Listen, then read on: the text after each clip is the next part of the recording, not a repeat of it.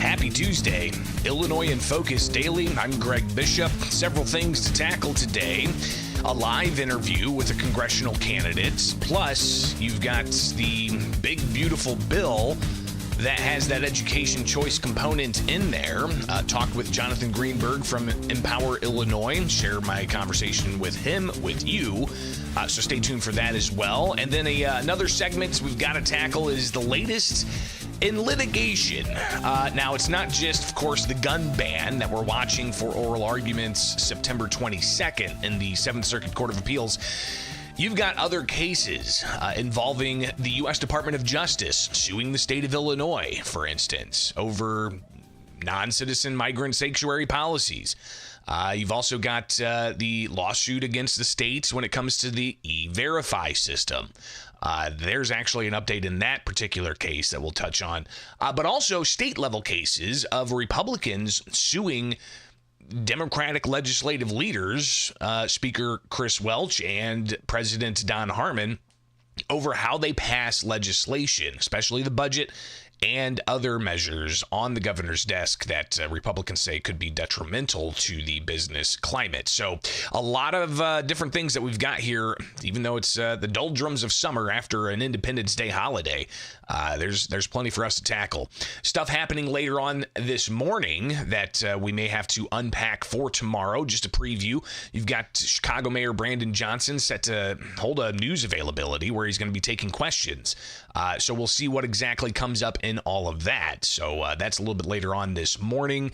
We'll, of course, bring you some of that for tomorrow here with Illinois in Focus Daily. Want to remind you, we're here each and every weekday morning live on YouTube, but you can go to thecentersquare.com where you can sign up for the newsletter and get headlines in your inbox each and every weekday morning. Just go to thecentersquare.com, click on newsletter, sign up, and you'll get top headlines from our national page, but you can also select to get headlines from the Illinois page. So this is where you can get all free to you, or a free Newswire service. So go check out thecentersquare.com. All right, a little bit later on this morning, we'll connect live with a congressional candidate out of Chicago. Looking forward to that conversation, but we'll also hear from Jonathan Greenberg. Chatted with him yesterday about school choice and the big, beautiful bill. But next, let's tackle some of the latest in lawsuits that Illinois is having to go to court and spend tax dollars defending. So stay tuned. That's all on the way here. With Illinois in Focus Daily, I'm Greg Bishop. Like, subscribe, hit that notification bell, and wake up with us each and every weekday morning for more Illinois in Focus Daily.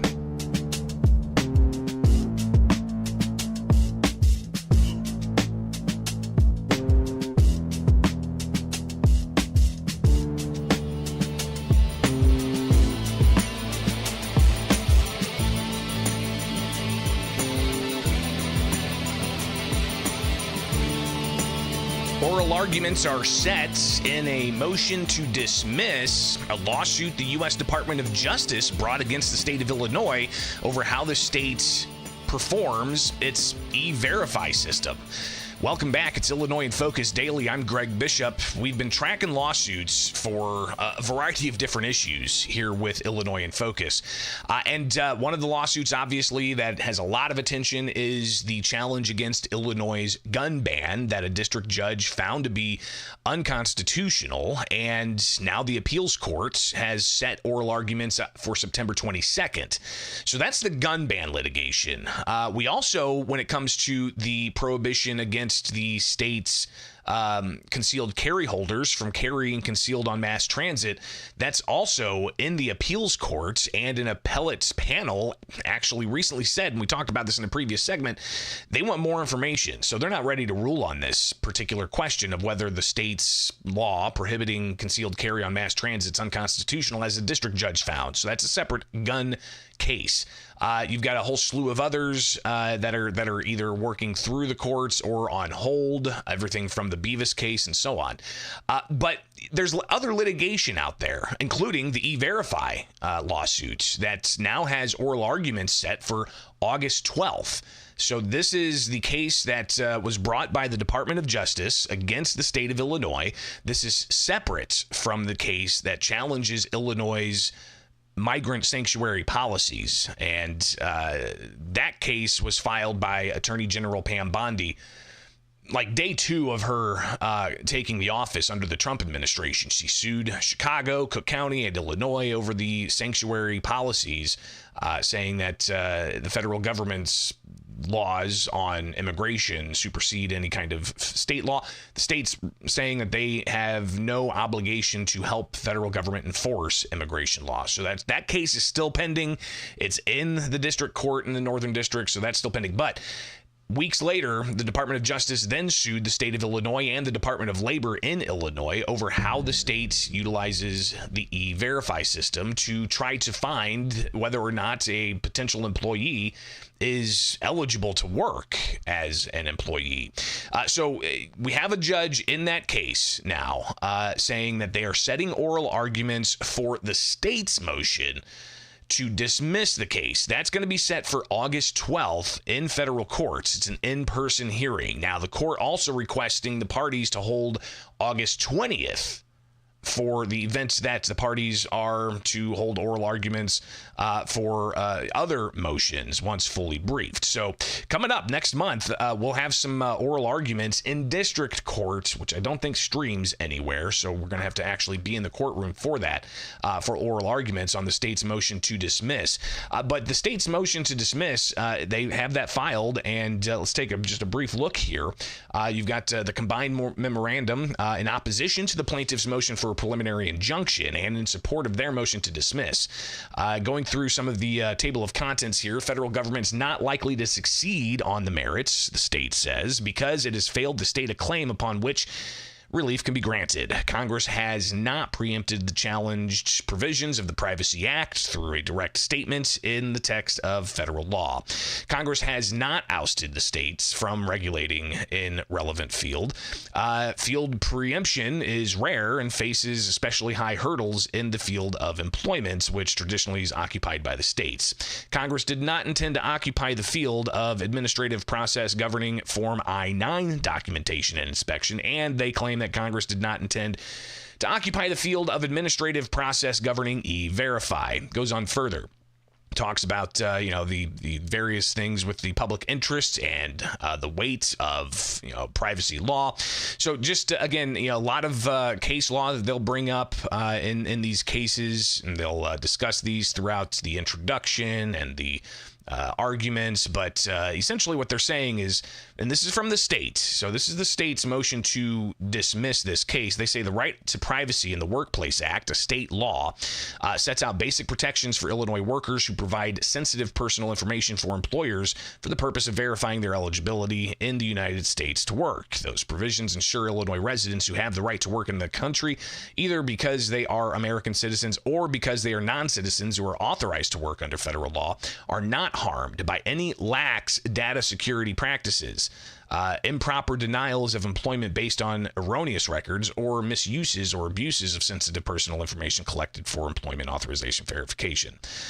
Goes on to talk more about the federal government and what they think, and this is according to the states, and they say that these protections are preempted by federal immigration law, applying a kitchen sink approach. It trots out arguments under every category of preemption: express, field, and conflict, All of them fail, they say. There is no express preemption because the specific type of state regulations Congress has expressly precluded. State-level civil and criminal penalties for employing unauthorized workers bear no resemblance to the Privacy Act's protections for Illinois workers deprived of employment because of erroneous data.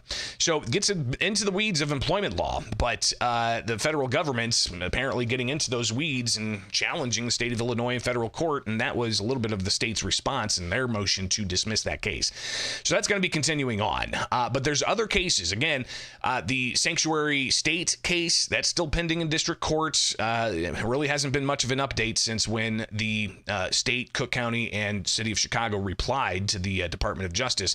And that was back in May, so we're still waiting on updates there. But the E-Verify case has oral arguments set for August 12th. Other cases that we've been tracking here.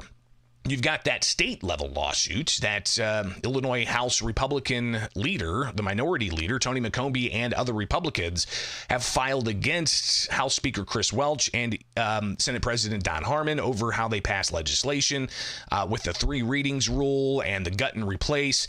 They're focusing on a specific bill that's on the governor's desk. They say would make the state's business climate horrible by allowing for increased amounts of lawsuits against businesses.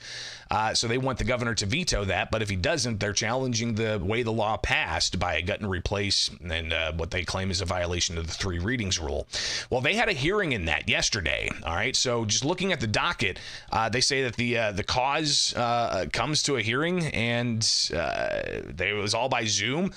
You've got the judge welcoming in the plaintiff's attorneys. You've got Mike Casper, who is a longtime Madigan-level attorney, helping defend a variety of different lawsuits against the speaker from when his official capacity, and even the remapping efforts and such.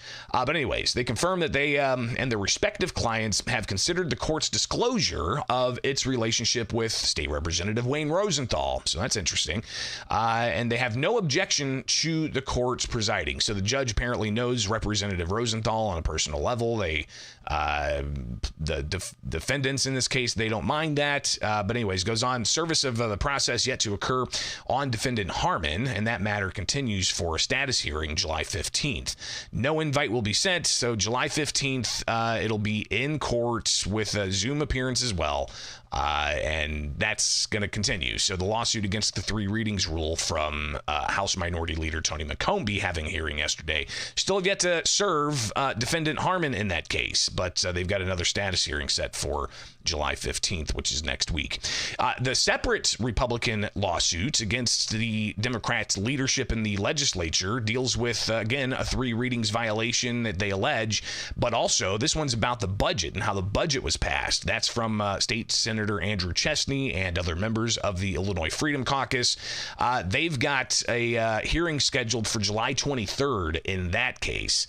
And you've got filings that are going to be needed from Harmon and Welch. They've got to respond by July 14th. So again, you've got some interesting happenings here in various different cases that Illinois is having to go and defend in the courts from people saying that they're going about getting stuff all wrong. It is Illinois in Focus Daily. I'm Greg Bishop. Like, subscribe, hit that notification bell, and wake up with us each and every weekday morning here for more Illinois in Focus. Don't forget, you can get the newsletter where you get all your headlines. Go to thecentersquare.com and sign up today for that newsletter, and you'll be able to get updated and stay plugged in. But here with Illinois in Focus Daily, you can join us with the live chat going strong. Plenty of people in there talking about these issues and more. But best way to do it, wake up with us here with Illinois in Focus Daily. I'm Greg Bishop. Get the podcast where you get podcasts. Just search Illinois in Focus, and you'll find it.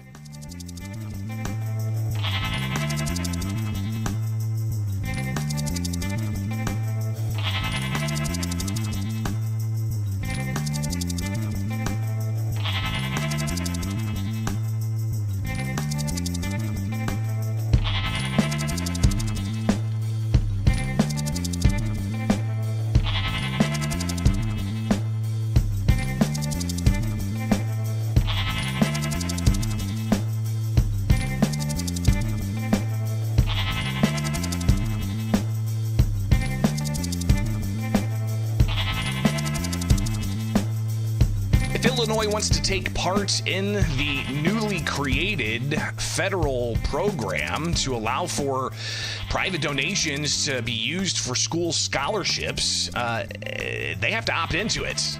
It's Illinois in Focus Daily. I'm Greg Bishop. The big, beautiful bill that passed Congress and President Donald Trump signed on Independence Day includes a whole host of things. But one thing that we targeted in on yesterday, with even more detail today, is the school choice program.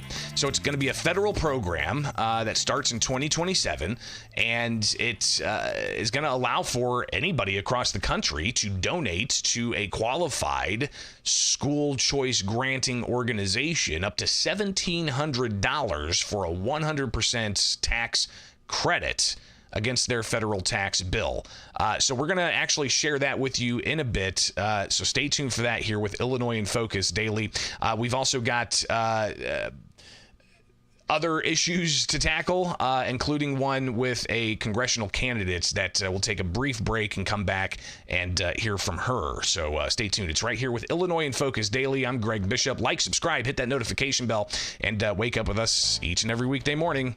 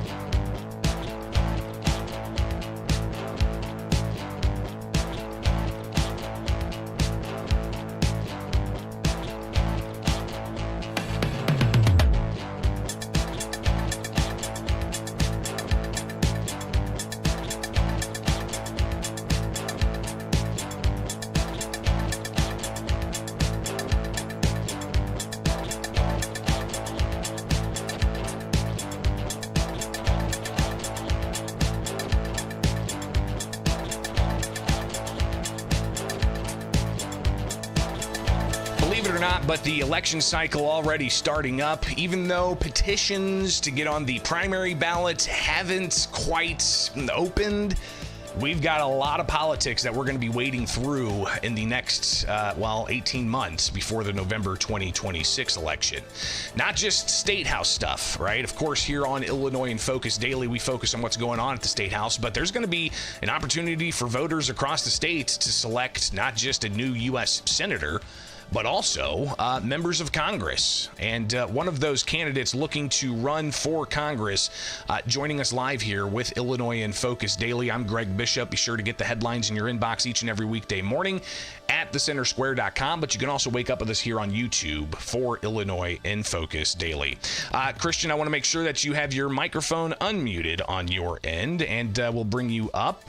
Christian Maxwell is a candidate for Congress, and she joins us now here with Illinois in Focus Daily. Greatly appreciate you taking the time with us. And for people who don't know you, let's just go ahead and let's hear who Christian Maxwell is. For sure. So my name is Christian Maxwell. I'm an Illinois native, born and raised downstate Illinois, actually. So I'm from St. Clair County, but I made my way to Chicago to go to college, and then I just never left. So I'm a candidate running in Illinois District 1. And I know people always ask, like, what would make somebody in their right mind do this? It really just comes down to literally driving through my area, and I actually live in my district. And the more and more you see the dysfunction, it really just provokes you to want to be a part of change, however you can do that. So I've been working to do community service. I've been working to do quite a few things, not just this run for office, because I really do want to see things change even before this election. So I'm an average person. I'm an entrepreneur, a mother, a wife of 10 years, and I'm just a person who wants to see families thrive in Illinois. It really is as simple as that for me. So we've got, of course, a lot to tackle when it comes to everything from the national deficit to international affairs to crime on the streets. And I know that Chicago has experienced just horrific acts even over the holiday weekend, heading into the holiday weekend. Chicago Mayor Brandon Johnson set to have a news conference today. I imagine he's going to be asked about the response that's necessary for violence. What's your experience been in District 1 as a taxpayer, as a citizen, somebody who sees these headlines? And how do we address that? How do we affect an actual change to the climate there in Chicago? So my experience has been that there are people here who, want to make this a home. They have made it their home, and they're doing their very best to impact their immediate surroundings. But when you have a total lack of infrastructure and support for things like our police, what you have is that crime does get to the point where it just becomes the norm. So it's nothing unusual for my husband and I to be watching TV in the evening and hear gunshots, and we'll just be like, oh, okay. And it's just a part of the evening. And I live in Woodlawn, and there are actually $1 million homes amongst where I live. But it is nothing unusual for you to hear somebody, discharge a weapon. Even realizing that with CPD, they can only respond to about 50% of calls as of right now because they're down about 3,000 officers. And one of the things that Mayor Brandon said he was going to do was that he was going to increase the number of detectives so he could close more cases. More cases are not being closed. And crime at this point, it has become the norm. People's property is not safe. Property crime is at an all-time high here. So the things I really want to see change is for more crime to be actually convicted. And when somebody is arrested, the arrest needs to hold to keep law-abiding citizens safe. I don't know how we got to the point in Illinois and in Chicago where the criminal is much more advocated for than the law-abiding citizen who will probably never commit a crime more than a minor traffic violation. That just can't be how we've decided it is okay for us all to exist. It's not sustainable. We're talking with Christian Maxwell. She's a candidate for Congress in District 1. And you've got different roles in the Congress than what maybe, the State House has, of course. But when it comes to like federal funds, there's been a lot of conversation about withholding grants from cities that have sanctuary policies for non-citizens, while at the same time, you've got Mayor Johnson talking about how, they need more, quote, progressive revenue to fund things like violence interruption with grants going out to non-government organizations with the goal of trying to interrupt violence. Where do you stand on the federal funding, the possible freeze to get them to comply with federal law, and how that impacts a goal that Johnson has, for instance, to spend more dollars on trying to bring about violence interruption? So I would not necessarily be in favor of investing dollars extensively into things that are going to go to not-for-profits until you see investment in the actual police where they can actually work on the crime that's already happening and criminals that are very much so into their career of crime. When we're talking about violence interruption, yes, that's great for kids that are, of younger age, and they really do just need to have the trajectory of their life changed. I can see that. But if we're talking about somebody who has already been locked up multiple times and is either out on bail and things of that nature, we're not going to sit at this point and, have a little circle and talk about how we can change our behavior. At that point, we do have to actually empower the police inside of Chicago and the surrounding areas to be able to keep the civilians safe and people who are law-abiding citizens.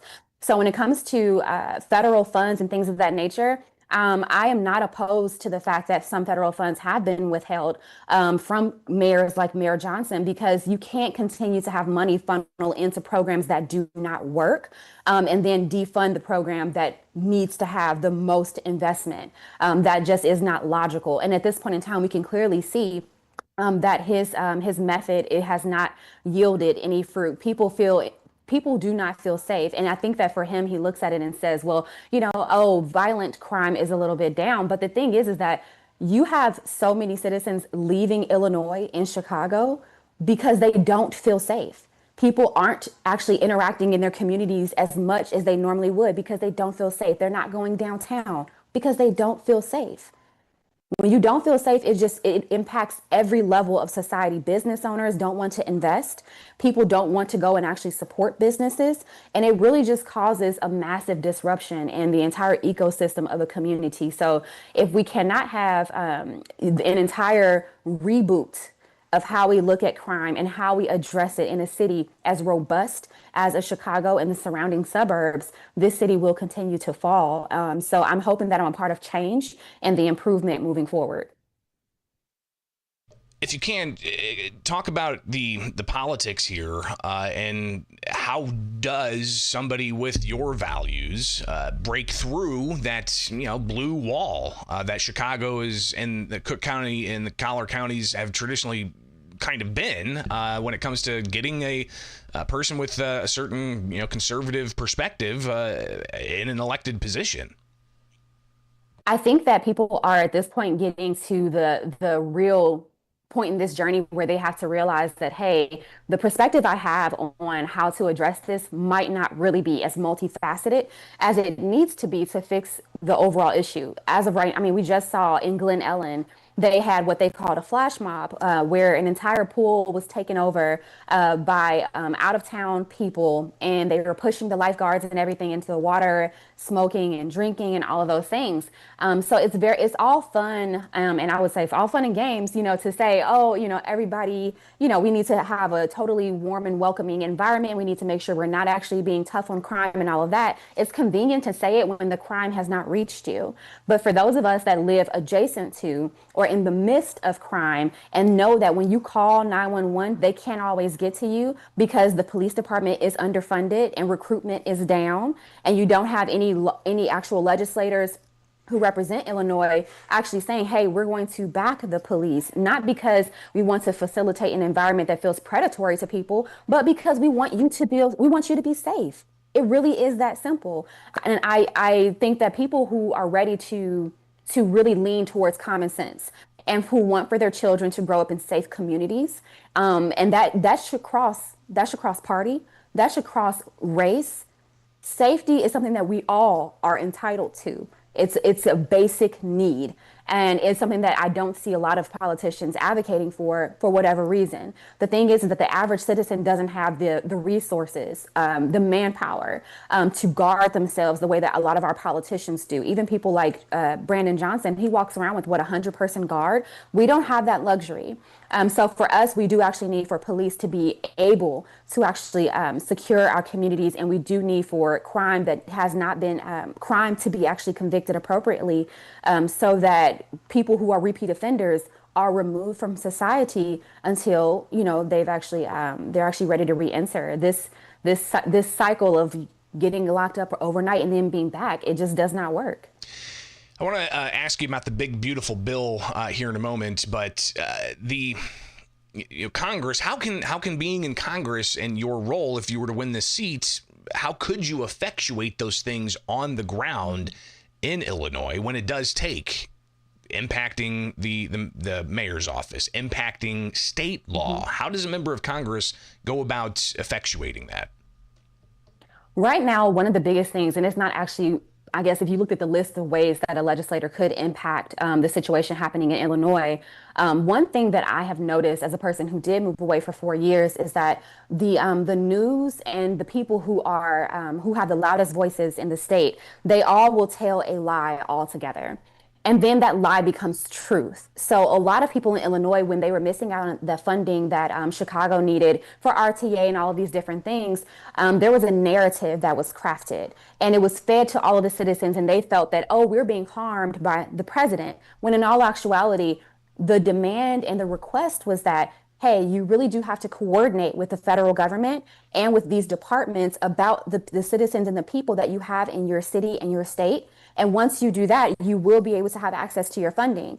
The city and state did not comply, but they chose to tell citizens that it was just them being mistreated and being targeted. One thing I do plan on doing is making sure that if I am elected, and even if I'm not, people will always know that they can come to me or wherever I am or whatever platform I have access to get the whole story about what is truly going on, so they can then go to their alderman or they can go to their mayor and they can go to whomever and say, hey, here's what's actually happening. We want to know why you're not complying with this request that would make it where our infrastructure is funded. Why are we missing out on federal funding for these things? But at the end of the day, the thing that I'm also in favor of is cities like Chicago can't continue to access funding from the federal government for things like discretionary things if they're not going to actually do the work of advocating for their citizens. even things when you look at like the Illinois budget that just passed for states that don't want to give their citizens an actual opportunity to understand what's going to be in their budget bill and they want to just pass it overnight and sneak it in and then run away. That's something that should not be rewarded at a federal level. If a state does not want to at least give their citizens 72 hours to see what's going to be in a budget, especially for states like Illinois that make a habit of just sneaking that budget in, there should be something that happens at a federal level that is a little bit of I don't want to say a chastising, but hey, it's like if you're not going to advocate for your citizens and you're not going to do the things that are going to make their life just improved, then somebody does have to step in temporarily until better behaviors are built. I don't want to see the federal government overly meddling in state affairs, but Illinoisans are being held hostage, and that is the thing that I continue to hear from anybody that I talk to. They feel like they're held hostage by all of their state leadership. At that given point in time, somebody does have to see how they can step in to actually advocate for the citizens because the state leaders have proven that they are not going to do that. All right, Christian Maxwell, finally here. Big, beautiful bill. A lot of stuff in there. What are some of the highlights or maybe lowlights you see in that massive piece of legislation that President Donald Trump signed on Independence Day? Yeah, it is definitely a very big piece of legislation. One of the things that I was excited about was workforce pell. I think for Illinois and getting Illinoisans back working, I think that the workforce pell is going to be a very big deal for Illinois. What it does is that it allows for constituents or for people in general to be able to access a Pell Grant for a program that is 8 to 15 weeks in length. A lot of people think that this is something that was already in place, but the key difference between the regular Pell Grant and Workforce Pell is that Workforce Pell is specifically for very short-term certifications that lead directly to a career. So if a program is able to actually prove that within a year they are actually getting people successfully into roles directly from their certification program, whether something like a CNA program or any of those things that may fall within that 8 to 15 weeks, that program will be eligible for Workforce Pell, making a pivot in career more accessible than ever. There's so many things that were obviously in that bill, but for me, knowing and understanding the job situation in Illinois, that is one of the things that I'm most excited for Illinoisans to be able to leverage in the coming future, because it will honestly change the game for a lot of people who couldn't simply afford to go and pay for schooling out of their pocket and need to pivot their career because of either their job being phased out or a company leaving, which we've seen a lot of in Illinois. So I know I spoke about this on TikTok, and the video went viral, and there are thousands of people commenting who are excited to see how this is going to come to life for them. And it definitely seemed like a topic that crossed party boundaries, because I saw people of all walks of life who were very excited about the workforce pell situation. So that's something that I was really excited about in the bill. At the end of the day, I am a person who would love to see these budget bills and things get broken down. I don't like seeing seeing a 900-page document. I actually downloaded it and was going through it. That is too much. That's too much to be put through at one time. But I do understand that as of right now, there's a lot that needs to be addressed and fixed, and there's a lot of neglect that has been happening at the federal level. So in the future, what I would like to see as Trump gets farther into his term is that we are seeing more efficient, more focused bills of this nature. But another thing that I was excited about as well is that there is a separate allocation for rural hospitals. So hospitals that are more that are in rural areas that are more pushed, out on their own or struggling. There is a $50 billion allocation in the Big Beautiful Bill to help those hospitals to access much needed funding to invest in things like equipment and all of that. So that's another thing that I know is really key for a good portion of my district, especially towards those more rural areas of it, and for just Illinois in general, because there's a lot of areas that are really just out on their own here. So I'm really excited about that as well. Well, if you could just briefly here square that up with what like Governor J.B. Pritzker saying, and what you've got Democrats in Congress saying that people are going to die, and the Congressional Budget Office over 10 years saying that 12 million people are going to be kicked off of the health rolls, and Pritzker even saying rural hospitals are going to close. Square that up with what you just shared with us. Are they being hyperbolic? Is it just a 2026 campaign pitch? What's going on there? What's behind that? It is honestly fear mongering. And I know we hear that phrase, people use it all of the time on both sides. But to say that that many people are going to die, they told us that as well if we didn't get, different treatments and things as a result of the pandemic. I think that what a lot of politicians like Pritzker need to do is instead of trying to just fear his constituents into doing what he wants them to do, he needs to actually inform them and let them make an informed decision because a lot of people rely on him to tell the truth, and it's rare that he can actually pull that off. So when we look at the fact that people will be off of ACA or things of that nature, what the big beautiful bill calls for is for people who actually can work and provide for themselves. They do need to actually do some of that work. It says it calls for them to either do community service or to work 20 hours. That is not a huge ask. I don't think that's a tremendous ask. If you are not disabled, elderly, or a child, then you should be able to do that much to actually contribute to your own care. Why do we need them to contribute to their own care? Because there are disabled, there are elderly, and there are children who absolutely need to have access to that program. And the funding that is attached to Medicaid and to ACA, that is not endless funding. So we cannot have 20-year-olds who are sitting at home who could be working, not working because they simply choose not to. That doesn't work when we need to take care of a 70-plus-year-old woman who truly, she did her part, but now she's elderly or even disabled and she cannot provide for her own health care. That woman does need to be prioritized over a person who is able-bodied. So I'm not really clear on why Pritzker doesn't understand that. He should, since he's been serving in government for a while. But me, even as a regular citizen, I can understand that we need to prioritize those that are actually vulnerable over those who could actually contribute to their actual health and wellness. Christian Maxwell, a candidate for Congress, of course, got to get through a primary, but the election's November 2026. Tell us where people can get more information about you and your candidacy. Please. So they can actually come to my website, which is christianmaxwellforcongress.com. And that's where you can find all of my social media links, all of my policy beliefs, and just what I'm looking to do and impact as a person who's running for Congress and who is a regular civilian. Like I said, I have never sat and dreamed about going into politics, but when I sit back and look at all of the things that are just not working for Illinois families, I want to be a part of that change. And I would love to advocate for people who are like me. I understand what we're going through. So I would love to take that insight and that knowledge to DC so that legislation comes back to Illinois and actually improves our life in a big way. Greatly appreciate your time. And again, that website for people, if they didn't get it the first time.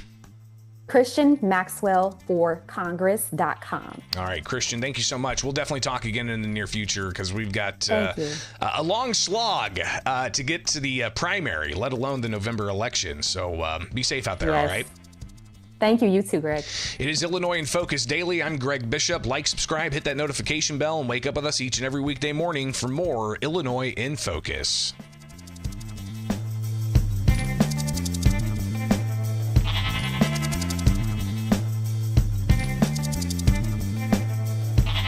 One last segment, guys. Stay with me.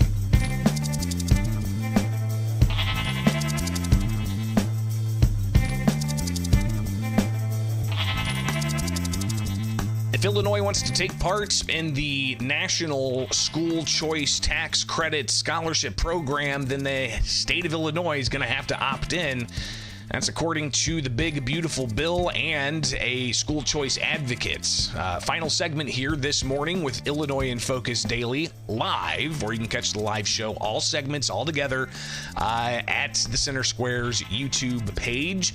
If you can't make it live, don't worry. You can watch the rebroadcast, but you can also get the podcast where you get podcasts. Just search Illinois in Focus and you'll find it. So yesterday we talked about the Big Beautiful Bill that passed on Thursday last week, right before the Independence Day holiday, and President Donald Trump signing the Big Beautiful Bill on Independence Day. It's a huge spending bill, spends on, Border Patrol, gives tons of money to Immigration Customs Enforcement, has a whole bunch of provisions on taxes that extend and make permanent the 2017 tax cuts.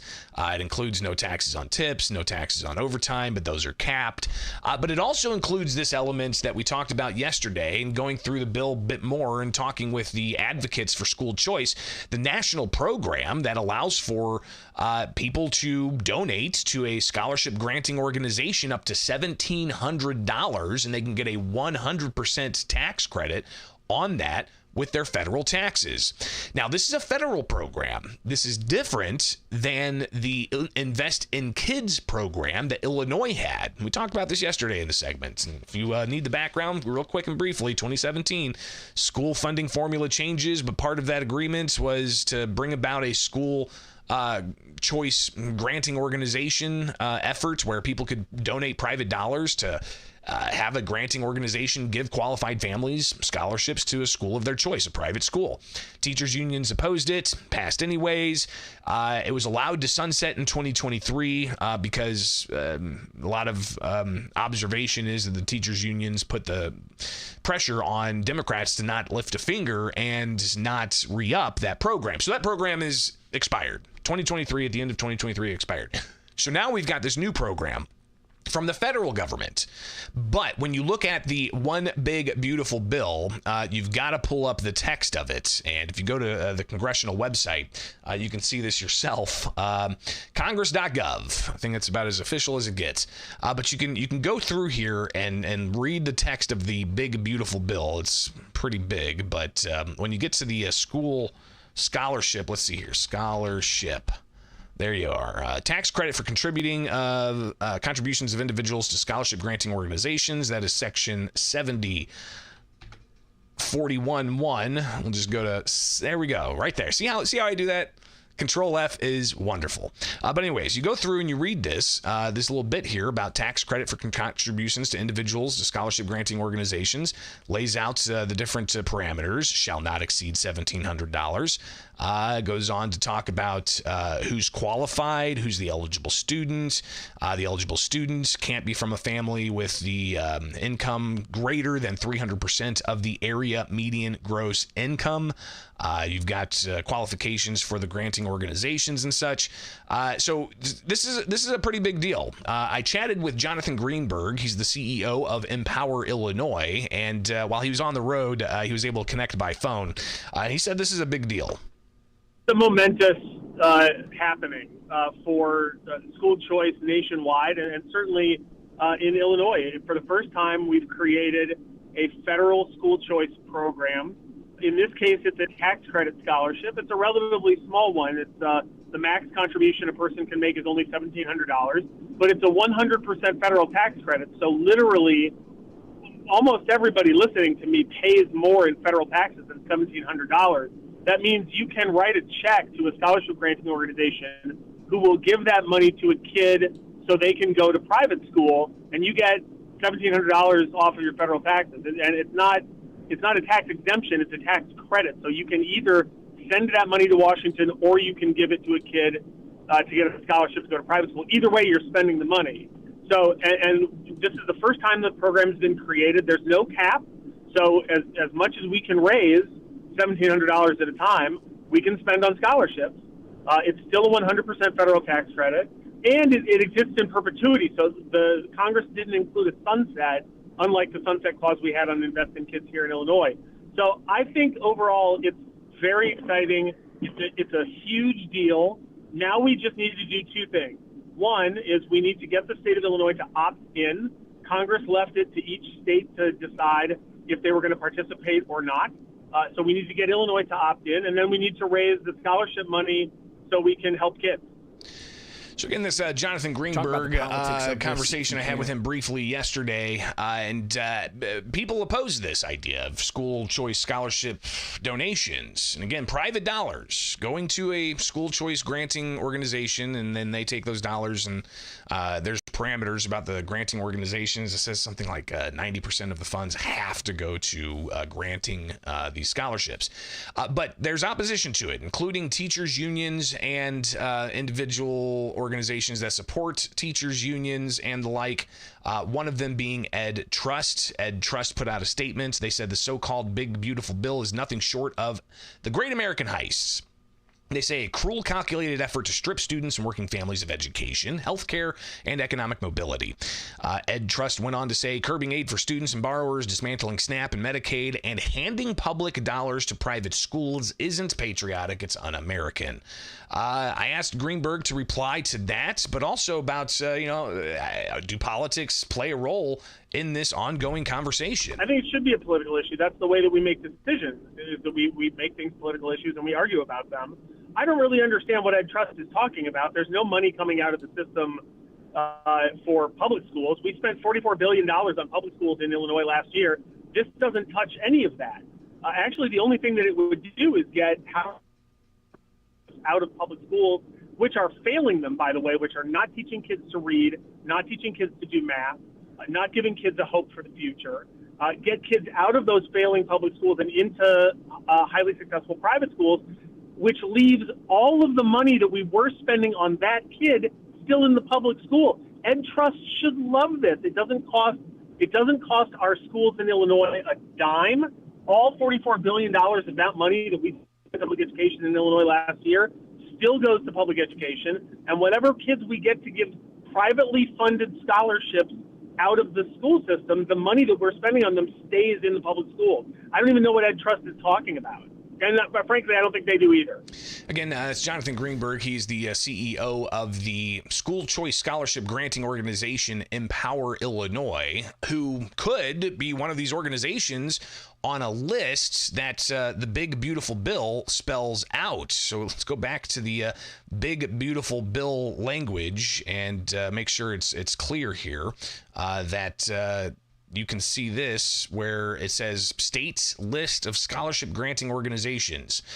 In general, no later than January 1st of each calendar year, a state that voluntarily elects to participate under this section shall provide the secretary a list of scholarship granting organizations that meet the requirements described in the section and are located in the state. The process, the election under this paragraph shall be made by the governor of the state or such other individual agency or entity as it's designated under state law to make such elections on behalf of the state with respect to federal tax benefits. So again, the language there showing that Illinois is going to have to either have the governor opt into this or the state legislature or the state board of education. They're going to have to handle this. But when are they going to have to handle this by?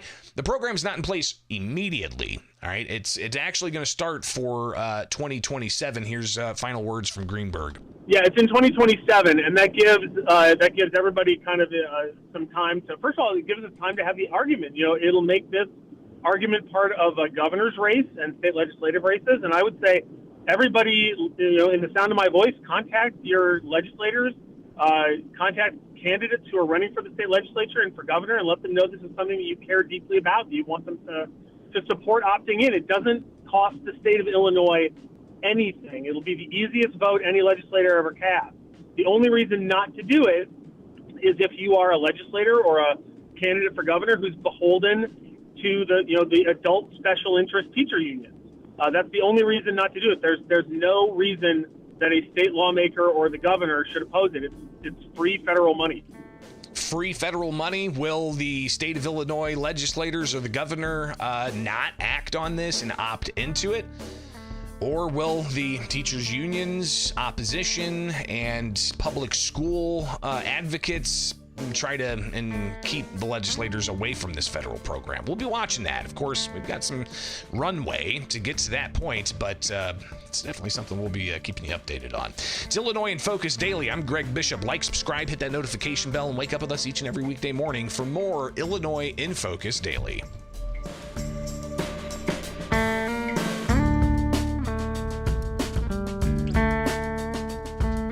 That's all I got for you on this Tuesday. We've got Chicago Mayor Brandon Johnson set to hold a news conference at about 10 o'clock this morning, so we'll be watching that, bringing the latest there. We've also got a joint committee on administrative rules hearing at the legislature. Not sure if there's going to be any interesting stuff out of that, but clearly there's just plenty for us to pick up on and to monitor, so we will be bringing you all the latest as we do each and every weekday morning here with Illinois in Focus Daily. Like, subscribe, and hit hit the notification bell on the YouTube channel to get this show and other programs from the Center Square, and get the headlines in your inbox at thecentersquare.com. All right, have a great Tuesday. We'll see you back here tomorrow for more Illinois in Focus Daily.